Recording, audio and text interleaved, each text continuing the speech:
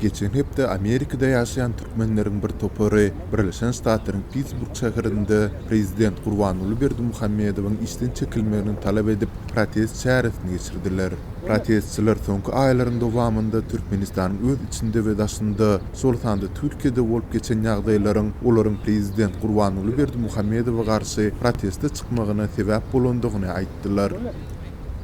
2 месяца тому назад, вот как начался карантин, в Турции погибли массово наши ребята, которые работали и обеспечивали свои семьи. Они отравились и по этой причине ушли из жизни. Никакой реакции не было.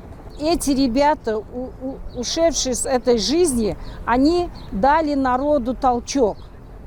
Вот. И наш народ встал на ноги и начал вот. Protest çäresine gatnaşyjylar Türkmen häkimetleriniň aprel aýynyň aýagynda ýurdun gündogur tewtlerine gelen weýrançylykly apytpandan ejir çeken ýylaty himayet bermekden geçen bu barada resmi derejede asla agza mantyklaryna hem ünsüz çekdiler. Demonstrantlar munyň Prezident Gurbanuly Berdimuhammedowyň Türkmenistanyň halky barada alada etmeýändigini açyp görkezendigini hem bellidiler. Было очень много разрушений, вот, и наш президент, наше государство не вздумало даже помочь и даже не информировалось нигде, что этот ураган прошел. Этот ужасный ураган забрал жизнь людей и оставил многих без крова. Наш президент притворился так, что он ничего не знает и не слышал. На другой день у нас караван с грузом гуманитарным отправлено было в Афганистан и отправлено было в Россию, когда наш народ сам голодал и сидел без ничего. Protest çäresine gatnaşan Amerikadaky türkmenler Prezident Gurbanuly Berdimuhammedowyň öz wezipe borçlaryny ýerine ýetirip bilmeýändigini aýdyp, onuň wezipesinden gitmegine hem çağırş etdiler. Leave your post. We will not stop fighting your regime this time. У нас у всех цель одна. Мы хотим избавить Туркменистан от диктатора. Bizim hemmemizin erkin yurtda, asuda yurtda yaşamana hemmemizin hem ihtiyarımız var.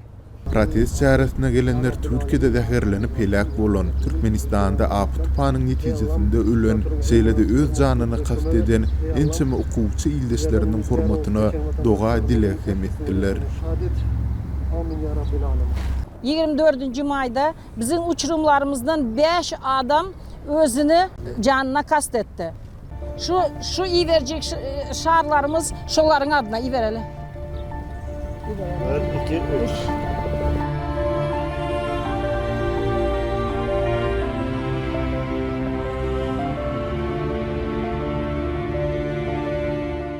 Последнее наше слово нашему диктатору-президенту.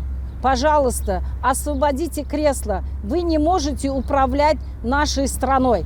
Прочь с нашей страны. Гумбол! Гумбол! Гумбол!